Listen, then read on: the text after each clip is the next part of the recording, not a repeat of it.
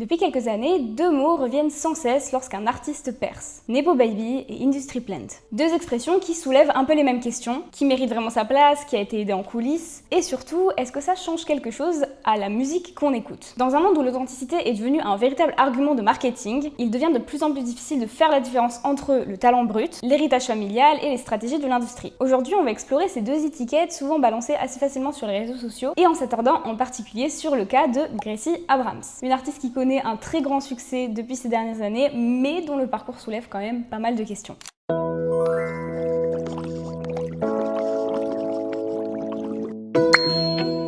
Coucou les copains, j'espère que vous allez bien, bienvenue sur cette nouvelle vidéo. Je suis très contente d'aborder le sujet dont on va parler aujourd'hui, mais avant de commencer, je voulais faire quand même une petite parenthèse parce que, bon, j'ai pas non plus encore énormément de vidéos sur ma chaîne, mais vous avez bien pu voir que le décor est très différent. Du coup, je m'excuse un petit peu pour la qualité de l'image, la lumière, etc. parce que, du coup, je suis rentrée d'Erasmus il y a déjà presque un mois.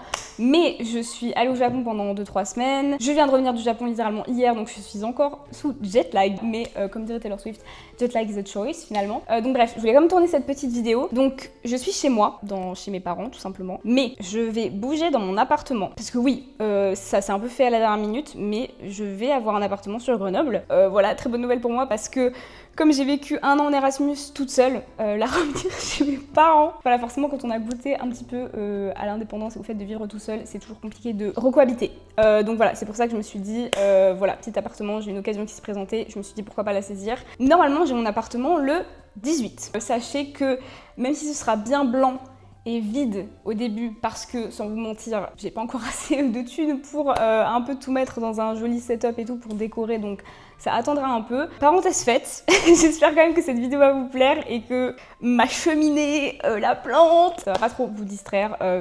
On se fera un vrai petit setup, ça j'ai très hâte, vraiment c'est une des raisons pour lesquelles j'ai le plus hâte de bouger dans mon appart, c'est de pouvoir tout redécorer. Voilà, j'ai trop hâte de ça. Donc ça prendra le temps que ça prendra, mais j'espère que d'ici août, on aura un meilleur setup finalement. N'hésitez pas à vous abonner aussi, ça me ferait très plaisir. Vous êtes de plus en plus nombreux à chaque vidéo que je sors, donc n'hésitez pas à le faire pour me montrer votre soutien, ça me ferait très plaisir. Bref, ceci étant dit, je suis très contente, comme je vous l'ai dit, d'aborder ce sujet-là parce que je trouve ça hyper important, un peu de se questionner sur d'où ils viennent les artistes qu'on écoute, qui tirent les ficelles en vérité. Est-ce que tout ça n'est que poudre aux yeux ou est-ce que l'authenticité est véritable?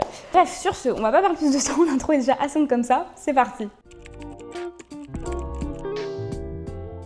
On va déjà commencer par quelques définitions, parce que c'est hyper important pour comprendre l'essence du sujet dont on va parler aujourd'hui. On va commencer par parler des Nepo Baby, et Nepo Baby, qu'est-ce que c'est, qu'est-ce que ça veut dire, d'où ça vient? Le terme Nepo Baby est une abréviation du mot Nepotism Baby, qui veut dire littéralement enfant du népotisme. Et si on revient vraiment à l'origine, le mot népotisme vient du latin nepos, qui veut dire neveu, et ça désignait cette tendance un petit peu qu'avaient certains papes à l'époque à donner des postes importants à leurs neveux, qui étaient en réalité leurs fils illégitimes. Aujourd'hui, le népotisme, on va dire que ça signifie plutôt le fait de favoriser son entourage dans un cadre professionnel, que ce soit en politique, en entreprise ou même dans les industries culturelles, du coup, que sont le cinéma et la musique, et la mode aussi. Et du coup, on va pas vraiment passer par des sélections de mérite pour arriver à certains postes. On pourrait traduire ça en vrai par se faire pistonner, je dirais que c'est un terme un peu plus courant chez nous. D'ailleurs, c'est vrai que naïvement, lorsque j'étais plus jeune et que j'ai commencé, je sais pas, à faire des recherches de stage en 3e ou après même à la fac,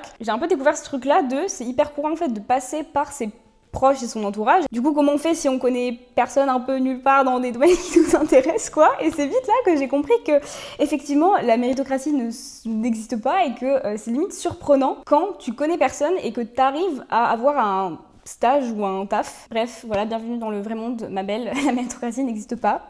Ce terme est pas mal utilisé déjà depuis plusieurs années sur les réseaux sociaux, mais c'est grâce au New York Magazine que ça a été encore plus popularisé parce qu'ils ont fait une une qui a un petit peu fait polémique. Donc vous le voyez là avec plein de petites têtes de Nepo Baby sur des corps de bébé, voilà, très sympa. Et du coup, ça a déclenché une grosse conversation sur le privilège d'hériter dans le monde du divertissement. En fait, on a commencé à questionner de plus en plus la méritocratie et à se poser des questions du style est-ce que cet artiste il a vraiment réussi grâce à son talent ou alors est-ce qu'en fait il a bénéficié de très bons contacts et d'un très bon entourage? Car en réalité, beaucoup de ces Nepo Babies ont grandi avec cet entourage-là qui était déjà prêt, avec ce réseau qui était déjà fabriqué, une visibilité qui leur est due, qui est naturelle pour eux, un accès hyper facile à tout ce qui est producteur, que ce soit de musique ou de cinéma, ou même dans la mode, ou même ils ont pu avoir accès à des opportunités très facilement dans l'industrie. Mais on en vient au principal problème, c'est que ces artistes-là, ils sont perçus, ou en tout cas ils veulent se donner une image de « je suis arrivé là par moi-même », en mode « je me suis fait tout seul ». À savoir que du coup ce n'est pas le cas. Mais ce qui est particulier, c'est que ce phénomène-là, il est en réalité présent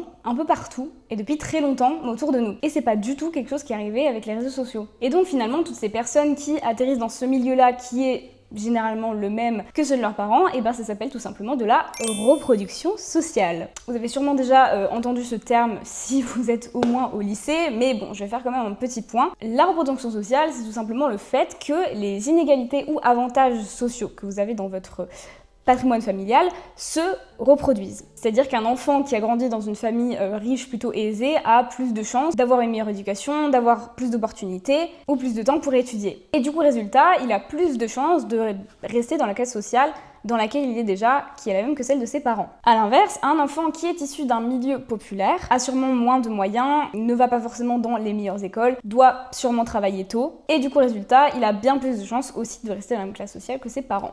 Et donc tout ça, ça forme un capital social et culturel qu'on ne voit pas forcément, mais qui en réalité définit énormément de choses dès le début de notre vie. Et c'est un truc qui va un peu nous suivre dans notre vie et sociale et professionnelle. Mais vous pouvez un peu aussi changer ce système dans le sens où, par exemple, si vous venez d'une famille de classe ouvrière et que vous faites de très longues études et que vous arrivez à devenir cadre, vous allez casser cette reproduction sociale et c'est ce qu'on appelle une mobilité de classe. Voilà pour le petit point sociologique. Mais du coup, ce qui se passe avec les Nepo Babies, eh ben, c'est exactement la même chose. C'est de la reproduction sociale. Sauf que le problème, c'est que ces gens-là, ils sont exposés. Et que les privilèges, on est d'accord que ce ne sont pas forcément les mêmes.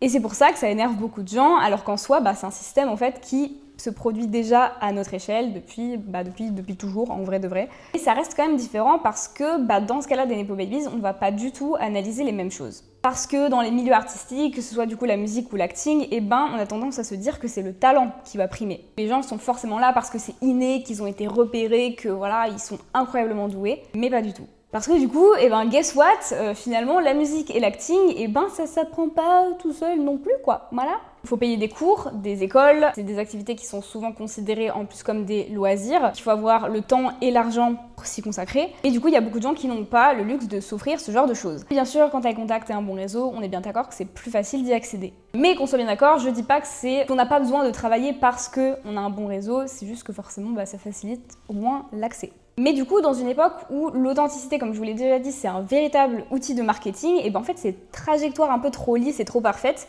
ça saoule, voilà, ça agace. Ça brouille un peu aussi notre perception de ce que ça veut dire réussir aujourd'hui dans l'industrie, que ce soit musicale ou celle du cinéma, et aussi de comment on y arrive à cette potentielle réussite. Parce que du coup, on a bien compris que la méritocratie n'a pas sa place. C'est pas vous, mais moi perso, quand j'apprends qu'un artiste est la fille de ou le fils de, ça fait toujours un peu bizarre quoi, genre, surtout quand le style qui est proposé est vraiment celui de on va marketer sur le fait que cette personne sort littéralement de sa chambre. Et du coup, bien sûr que l'industrie a compris que ça marchait et bien sûr que l'industrie va du coup jouer dessus et donc ça va encore plus décevoir les gens d'apprendre que finalement leur fave n'est pas arrivé là du tout par hasard. Parce que en vrai, réflexion que je me suis faite aussi, on commence tous à faire de la musique dans notre chambre, non? Je sais pas. Moi, ça fait 10 ans que je fais de la musique dans ma chambre, mais genre, je peux avoir le même storytelling du coup dans ce cas-là. Vous voyez, ça peut marcher un peu pour tout le monde parce que, qui ne commence pas dans sa chambre, j'ai envie de vous dire, ou dans son garage, ou peu importe, mais qui ne commence pas chez soi. Après, c'est vrai que c'est quand même un terme qui est beaucoup plus associé au monde du cinéma qu'au monde de la musique. Et du coup, il y a beaucoup d'acteurs, enfin voilà, on en connaît des noms. Lily Rose Depp, je pense que c'est un peu le plus gros exemple. Il y a Hailey Bieber, évidemment. Lily Collins, Willow, Jaden Smith, Emma Roberts, Gigi et Bella Hadid. Ou même tout simplement Blue Ivy et les enfants de Beyoncé. Comment ils s'appellent déjà? Je sais plus, j'ai plus le nom de ces autres enfants, my bad. Mais bon voilà, Blue Ivy qui monte sur scène. Voilà, la meuf fait des piédestals les plus grands de la planète. Elle a 13 ans. Voilà, je dis pas qu'elle danse mal, mais la cocotte ne serait sûrement pas arrivée là si sa maman n'était pas Beyoncé. Mais voilà, évidemment aucun mal là-dessus parce que en vrai de vrai, qui n'aurait pas pris ces opportunités? Mais voilà, après ce qui énerve les gens, je pense que c'est plus le fait que certains font les aveugles sur leur situation. Et ça énerve beaucoup. Que les gens ne soient pas forcément conscients de leurs privilèges. Maintenant, on va parler du terme d'industry plant, qu'on entend un peu moins en général, mais c'est quand même super important d'en parler. Le terme d'industry plant, c'est utilisé de manière souvent péjorative, en vrai on va pas se mentir, pour désigner un artiste qui est présenté comme indépendant et spontané, qui est venu un peu de nulle part et qui a explosé d'un coup, alors qu'en réalité c'est une petite graine qui a été plantée par l'industrie musicale. En gros, pour éclaircir la métaphore, c'est que c'est quelqu'un qui en réalité, dans les coulisses, a largement été soutenu par des labels, des productions, etc. Et donc c'est une plante, voilà, c'est une petite graine qu'on aurait plantée, qui pousse comme ça dans l'industrie musicale et en mode oh bah dis donc, elle a poussé toute seule, blablabla, alors qu'on l'a arrosée à base de producteurs et de promotions et de moyens, etc. etc. Bref. Voilà, j'espère que vous avez capté la métaphore. C'est un terme qu'on entend depuis pas mal d'années en vrai, mais ça a surtout explosé quand justement il y a eu tout ce truc-là un peu de popularité du terme un peu indie artiste, où tous les artistes voulaient un peu être vus comme indépendants, self-made, je me suis fait tout seul, je sors du nulle part, alors que derrière il y avait déjà des gros moyens pour cette personne. Un cas qui fait assez polémique quand on parle d'industry plant, et c'est vrai que quand j'ai fait mes recherches, j'étais un peu en mode quoi ? Mais c'est Billie Eilish, et oui, qu'on a pas mal accusé d'industry plant, voilà, et d'être une nepo baby un peu, mais bon, voilà, je vais vous expliquer un petit peu, le pourquoi du comment. En fait, son cas est un peu délicat parce que même s'il est vrai que Billie, elle a grandi avec des parents qui étaient dans l'industrie, qui gravitaient autour d'Hollywood, concrètement, voilà, son père est musicien, sa mère a travaillé dans tout ce système-là d'Hollywood, etc. Et même si c'était pas des grosses stars, Billie et Finneas ont forcément bénéficié des avantages professionnels de leurs parents. Finneas et Billie ont réussi quand même à grandir dans un milieu où leurs parents ont pu déjà leur apprendre tous les codes de cette industrie avant même qu'ils y soient. Et surtout, ils ont grandi du coup dans un truc où la musique, la création et l'art, c'est hyper mis en avant et favorisé. Enfin, leurs parents ont pas du tout freiné quoi que ce soit. Son père était musicien comme je vous l'ai dit, donc c'était beaucoup encouragé. En fait, ils ont bénéficié de plusieurs avantages que pourraient avoir aussi les nepo babies, mais sans pour autant être des nepo babies. Parce que du coup, Billie, elle a pas du tout grandi dans un milieu défavorisé. Elle a eu accès à tout le matériel dont elle avait besoin, aux ressources, au réseau. Il y a eu un cadre complètement propice pour la création de sa musique. Et sa mère l'a beaucoup aidé à naviguer dans l'industrie, notamment sur le plan légal et administratif. Mais après, quand même, le talent de Finneas et de sa sœur est complètement indéniable. Hein. Bien sûr, je ne remets pas en question leur talent, ni le mérite qu'ils ont d'être arrivés là où ils sont, parce que, évidemment, ils n'ont pas du tout hérité d'une carrière. C'est-à-dire qu'ils en sont, mais ils en sont aussi grâce à leur talent, parce qu'ils auraient très bien pu justement grandir dans toutes les conditions dont on a parlé, mais ne rien en faire et ne pas vouloir creuser pour ça, et ils auraient très bien pu rester dans l'anonymat sans ce talent-là, malgré tous les avantages dont ils ont bénéficié, sont servis à très bon escient pour se construire une carrière. Et en vrai, je pense à Taylor Swift aussi, qui a quand même grandi dans une famille assez aisée. Voilà, elle a quand même eu beaucoup de privilèges que d'autres n'ont pas. Mais il y a un cas d'une artiste que je trouve très très intéressant et qui mélange un peu les deux termes dont on a parlé précédemment, et bien c'est Gracie Abrams. Et notamment depuis qu'elle a beaucoup plus percé on s'entend, je veux dire depuis qu'il y a eu une espèce de montée en croissance là grâce à The Secret of Us et en particulier la version de luxe avec That's So True, tout ça. Il y a beaucoup de gens qui lui sont tombés dessus, qui ont beaucoup critiqué sa voix, sa musique, sa petite famille, tout ça, son histoire, donc on va un petit peu revenir là-dessus. Elle a toujours été au cœur de beaucoup de critiques par rapport à ça parce qu'elle est tout simplement la fille de J.J. Abrams. Et vous allez me dire, mais qui est J.J. Abrams? En fait, qui est ce monsieur? C'est juste l'un des producteurs les plus gros d'Hollywood. Voilà, le mec a quand même produit un épisode de Star Wars, de Star Trek aussi. On n'est pas face à un petit nom dans l'industrie d'Hollywood quand même. Et donc autant dire que dès le départ, Gracie, elle est carrément dans un milieu créatif. Et donc oui, on va s'intéresser à la manière dont forcément elle a tiré avantage de tout ça, mais on va aussi voir du coup comment est-ce qu'elle a utilisé tous ces outils pour créer une espèce de fil rouge tout au long de sa carrière qui en vrai est loin de l'authenticité qu'on pourrait lui trouver au premier abord. Je pense qu'on a tous remarqué un petit peu la direction qu'elle a prise avec The Secret of Us qui est sorti l'année dernière. Elle a quand même pris un tournant vachement plus mainstream. C'est pas bien si elle veut toucher un plus grand public, c'est tout à son honneur bien sûr. C'est pour ça que beaucoup de OG fans de Gracie Abrams n'ont pas trop kiffé The Secret of Us parce qu'ils étaient en mode meuf, parce que ça contraste beaucoup avec l'image de justement ce truc un peu bedroom pop qu'elle se donnait à ses débuts. Même si Gracie ne vient pas directement du monde de la musique, les connexions qu'a son père lui a quand même permis d'ouvrir beaucoup de portes. Elle est donc objectivement, concrètement, une nepo baby. Mais comme toujours, ça veut pas dire qu'elle a pas de talent. Ça veut tout simplement dire pour l'instant qu'elle a pu développer son talent dans des conditions hyper privilégiées. Mais ce qui rend son cas très intéressant, et c'est là où je voulais en venir, c'est que Gracie Abrams n'a jamais été présentée comme étant la fille de, mais comme une artiste ultra intime, très bedroom pop, avec une image qu'on pourrait un peu qualifier de messy, un peu naturelle, etc., mais qui est en réalité très définie et très travaillée. On a eu des clips à son début de carrière qui étaient très épurés, très homemade, avec des paroles très tristes, vulnérables, authentiques, une communication maîtrisée, très sobre, épurée, mais maîtrisée au doigt et à l'œil. C'est une image assez identifiable qu'elle s'est forgée à son début de carrière et elle a eu raison de faire ça. Parce que, en fait, ça la rend accessible tout de suite. Mais sachez que son premier EP, malgré ça, est sorti sous Interscope Records, qu'il a été en partie produit par Blake Slatkin, propriétaire de Grammys, et qui a déjà travaillé avec Justin Bieber,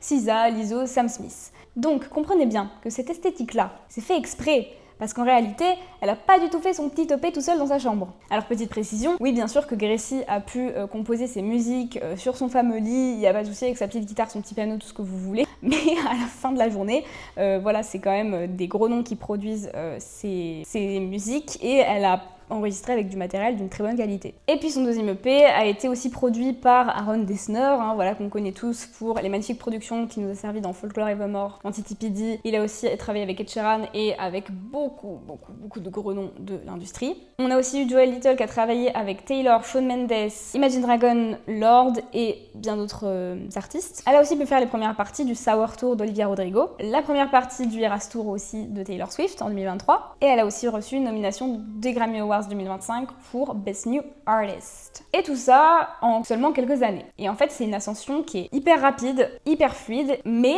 du coup, ça fait apparaître certaines critiques. Certains disent que c'est trop parfait, qu'en fait, elle est pas vraiment authentique et qu'elle est carrément un personnage écrit par un label. Donc, le public va se poser une question, et si Gracie n'avait pas profité de ces avantages-là, est-ce qu'elle serait aussi connue? Est-ce que oui, mais ça aurait pris plus de temps, ou est-ce que pas du tout? Le problème, c'est qu'à cause de tout ça, Gracie Abrams, elle a souffert de ce qu'on appelle le Lucky Girl Syndrome. C'est une forme de réussite qui est perçue comme pas du tout méritée et qui est juste là grâce à ses privilèges familiaux. Et du coup, on a aussi l'image de l'industry plan qui arrive et qui en fait va complètement casser sa légitimité auprès du public parce qu'on va l'accuser d'être fabriquée par la maison de disques. Résultat, voilà, crise de légitimité dès le départ, et en plus, elle est associée à pas mal de comparaisons avec Taylor Swift, avec Olivia Rodrigo, qui sont des figures quand même dominantes de la pop féminine aujourd'hui. Mais du coup, comment est-ce que Gracie Abrams a réussi à se servir intelligemment de ces outils pour contrer cette image? Pour faire face à ce branding un peu négatif, Gracie Abrams, elle s'est dit, ok, on va changer de stratégie. D'abord, elle s'est éloignée un petit peu des schémas trop préfabriqués de l'industrie, donc plutôt de se conformer à l'image de la pop star classique, elle a quand même gardé cette DA un petit peu vulnérable et assez accessible. Elle garde encore cette posture assez intime qui lui confère quand même une sacrée proximité toujours avec ses fans. Même sa musique, elle est très marquée par des termes assez mélancoliques qui parlent de solitude, d'introspection et de chagrin, et ce style un petit peu voilà de sad girl relatable, ça lui a permis de créer un lien avec un public qui peut facilement être touché. L'authenticité, c'est vraiment devenu le cœur de sa stratégie. En gros, on a moins de mise en scène et plus de sincérité. Maintenant, on va voir ensemble 3 stratégies clés qui ont un peu permis à Gracie Abrams de faire face à ce branding négatif qu'elle avait au début. Déjà, on a le let them hate, c'est-à-dire que la meuf, elle s'est dit, ok, on va laisser les critiques faire leur petit bout de chemin, parce qu'en fait, Gracie, elle s'en fout, parce qu'elle reconnaît ouvertement ses privilèges. Elle sait qui elle est et d'où elle vient et à quoi elle a eu accès. En fait, le récit qu'elle a adopté, c'est « Oui, je suis consciente de mon contexte, mais je suis quand même déterminée à faire mes preuves. » Donc en fait, cette authenticité dont on a parlé, elle va la prouver grâce à la détermination qu'elle a de travailler et de faire sa musique et la lucidité dont elle fait preuve sur sa vie et ses avantages. On a aussi le fait qu'elle affirme petit à petit son identité musicale parce qu'il fallait qu'elle se différencie de Taylor Swift. C'est un peu ce qui est arrivé aussi à Olivia Rodrigo à son début de carrière, elle a été beaucoup comparée à Taylor. Et Gracie, elle a dit je ne suis pas Taylor Swift, les copains. Dans sa musique, elle fait tout pour être en mode je ne suis pas une mini Taylor, et c'est pour ça que ses productions et sa voix vont être travaillées de manière très différente. Et c'est très important parce que du coup, comme je vous l'ai dit, on sait à quel point le fait qu'Olivia Rodrigo soit beaucoup comparée à Taylor dans son début de carrière, ça lui a pas forcément apporté que des bonnes choses. Et enfin, le fait de maîtriser son esthétique. Gracie, elle a un style quand même hyper accessible, hyper simple, encore une fois, qui est hyper authentique et hyper relatable, auquel on peut très facilement s'identifier. Ça renforce un peu sa position de sincérité, qu'elle est juste déterre à faire de la musique, et que bon, elle a pas forcément envie d'être une icône de la mode, voilà, enfin elle l'est, mais sans le vouloir, vous voyez. C'est un peu ce truc là de, genre tu sais quand tu fais un chignon coiffé décoiffé, et genre que tu veux que ce soit un peu messy, mais tu vois, tu peaufines un peu quand même.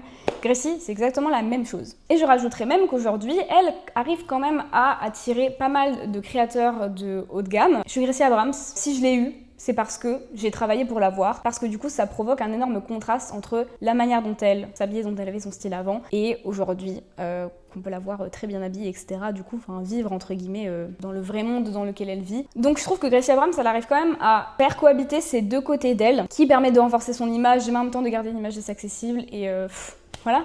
Que demander de plus en fait? J'ai quand même l'impression que ça coupe avec ce truc de elle assume qu'elle veut devenir mainstream. Maintenant avec la sortie de The Secret of Us, on sera plus jamais du tout sur la même Gracie que Good Riddance. Même si on peut avoir du style de musique comme ça, il n'y a pas de souci, mais ça aura jamais la même saveur que ça avait à sa sortie de ses premières EP de son premier album. Ça va pas être pareil et je pense qu'aujourd'hui elle est consciente des privilèges qu'elle a travaillé dur pour ça et qu'elle a juste envie un petit peu de rompre avec ce côté un peu ouais, bedroom pop peut-être, même si elle va un peu le garder quand même dans sa musique, mais je pense que voilà, elle est en mode bon bah ça y est, j'ai assez travaillé pour vivre entre guillemets à hauteur de mes privilèges et de qui je suis réellement. Voilà, est-ce qu'on peut vraiment lui en vouloir pour ça? Je ne sais pas.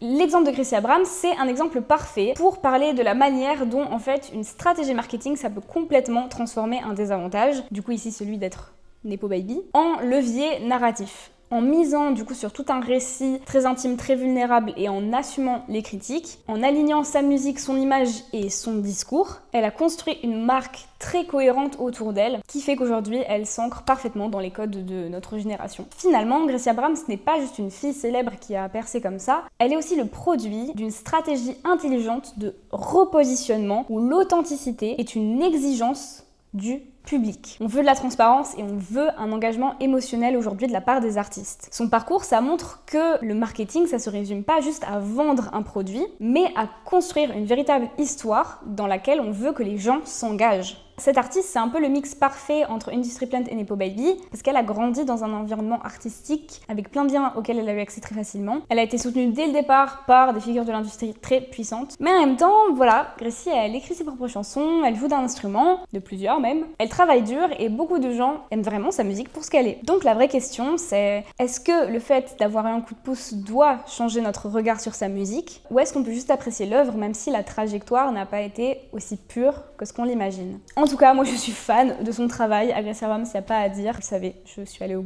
Good Riddance Tour en février à Amsterdam. Le vlog est toujours dispo, by the way. Voilà, c'est une artiste que j'adore humainement, elle m'a l'air très sympathique. On va pas trop faire de relations parasociales, mais c'est quand même une des rares grosses artistes aujourd'hui, même à prendre position sur plein de sujets. Donc on la remercie pour ça aussi, quelle queen. Et d'ailleurs, je trouve que sa technique vocale a énormément évolué ces dernières années. Et je pense que ce qui s'est passé avec The Secret of Us pour elle, c'est un tournant qu'elle a choisi de prendre, ça se voit, c'est assumé, c'est réussi. Moi, je crois en elle et je lui souhaite juste beaucoup de bonheur pour la suite, finalement. Merci beaucoup d'avoir regardé cette vidéo, j'espère que vous l'avez appréciée. N'hésitez pas à me laisser votre avis en commentaire. Est-ce que ça vous touche, vous, en fait, que Gracie Abrams, elle ait ce parcours-là, ou pas tant? Peut-être, je pense que peut-être que ça touche les gens quand c'est pas assumé, mais vu qu'elle s'est assumée, peut-être que ça dérange moins. Bref, voilà, dites-moi tout ça en commentaire. Pensez bien à vous abonner, c'est super important. Vous êtes beaucoup à cliquer sur les vidéos, mais à ne pas vous abonner, ok? Je vous vois dans les statistiques, donc pensez à vous abonner. Évidemment, on se retrouve tous les dimanches à 11h, donc moi je vous dis à la semaine prochaine, et bisous!